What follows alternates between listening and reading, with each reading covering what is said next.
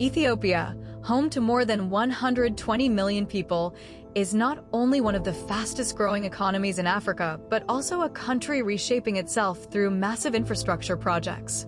From highways and railways to airports and metro systems, Ethiopia is building the backbone of its future. But how exactly is this transformation happening? And what does it mean for the daily lives of Ethiopians, for trade across Africa, and for the future of development?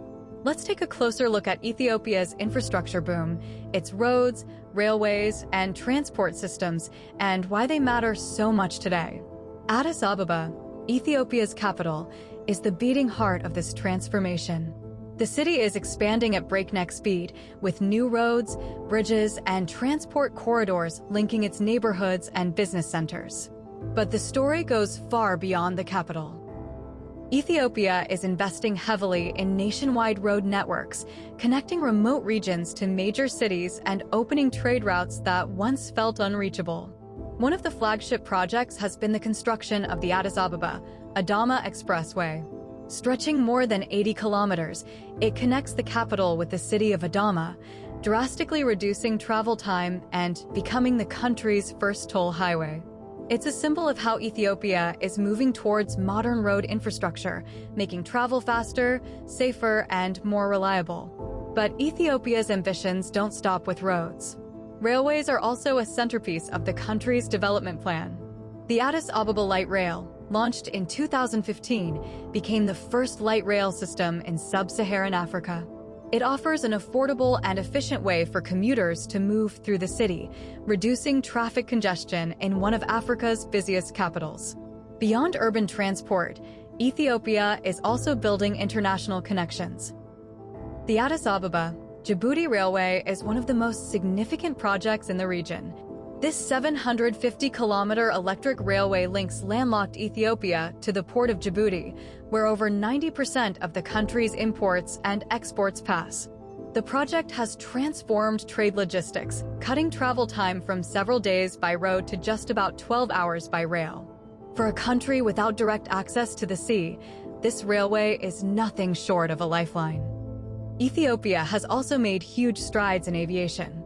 Addis Ababa Bole International Airport has grown into one of the busiest airports in Africa, serving as a major hub for Ethiopian Airlines, the continent's largest and most successful carrier.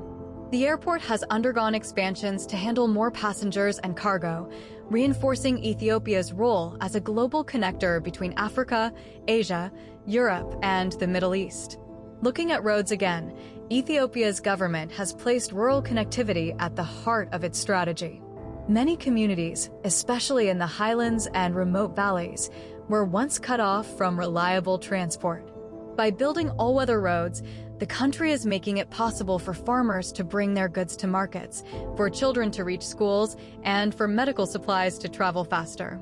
For millions, these roads aren't just about development, they're about opportunity.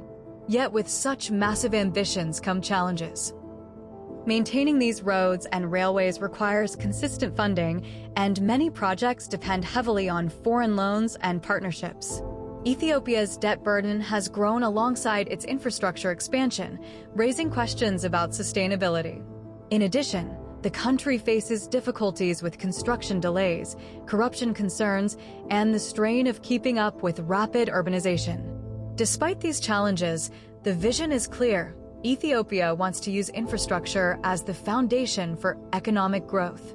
By linking cities, modernizing transport, and connecting to global markets, the country is setting itself up as a key player in East Africa and beyond. The future will also likely see Ethiopia investing more in digital infrastructure, smart transport systems, and greener mobility solutions. With its young population, the demand for efficient public transport will only grow, especially in cities like Addis Ababa. At the same time, global partnerships and regional initiatives such as the African Continental Free Trade Area could make Ethiopia's transport networks even more critical for cross-border trade. So, what does all this mean for Ethiopia in 2025 and the decades ahead? If these projects succeed, they could help unlock new industries, create jobs, and connect Ethiopia's massive population to opportunities that once felt distant. If the challenges aren't addressed, however, they could become obstacles to long-term growth. Ethiopia's roads, railways, and transport systems are more than just construction projects.